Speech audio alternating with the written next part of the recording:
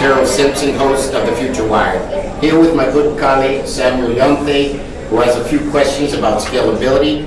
Last week our video releases addressed the topic of crossing over that 10 gigahertz speed in interconnects. We identified three things that were essential to the future: scalability, modularity, and precision engineering. So Samuel's here with a few questions on scalability that help us deep dive a little bit and share with you our views. But the podcast, The Future Wired, is hopefully becoming the go-to podcast for anything high-speed, miniature, high-impact hardware and connectivity.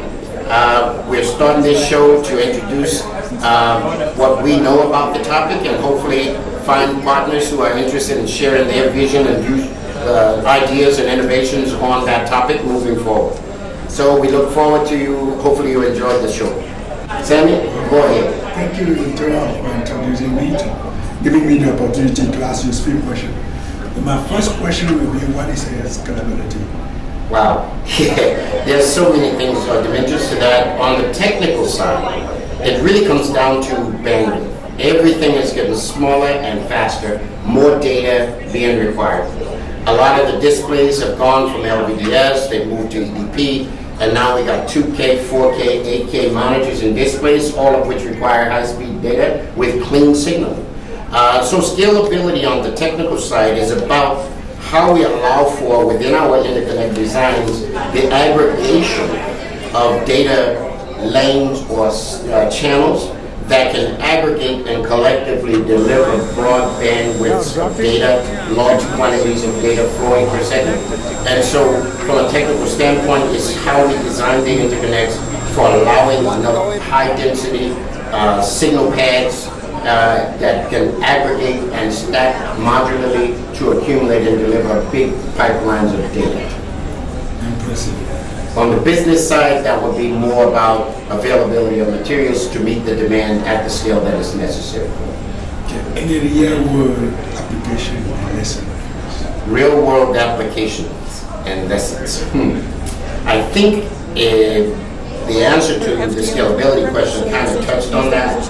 We do cables currently for everything from drone cameras to the RealSense 3D camera. We did probably the first camera cables for the RealSense for Intel. We do cables for everybody from, or have done cables for everybody from Sony to Google to Qualcomm, Xfinity routers.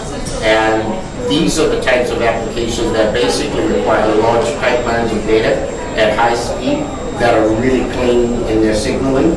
And we connect a lot of displays for the most part. Any design tips for designers and ECUs? Oh man, there are so many design tips we share with our clients out there. Wearables, for example, one of the big things in wearables is really thin, flexible cables with slim profiles. The hinge-up applications in a notebook require very thin and flexible cabling, whereas tablets and flat panel displays require thin, flat cables.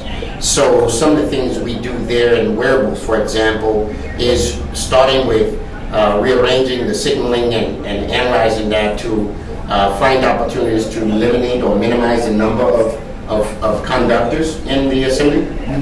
So for example, we use ground figures as a technique to eliminate wires, data grounds, high-speed data grounds, power grounds. We can eliminate those with solder bridges or ground fingers for wearables, and in other applications very similar techniques.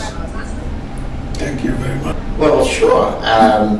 Welcome again to The Future Wired. We hope to invite you to a warm conversation, a realistic conversation of how to get things done in the world of miniature high-speed interconnects.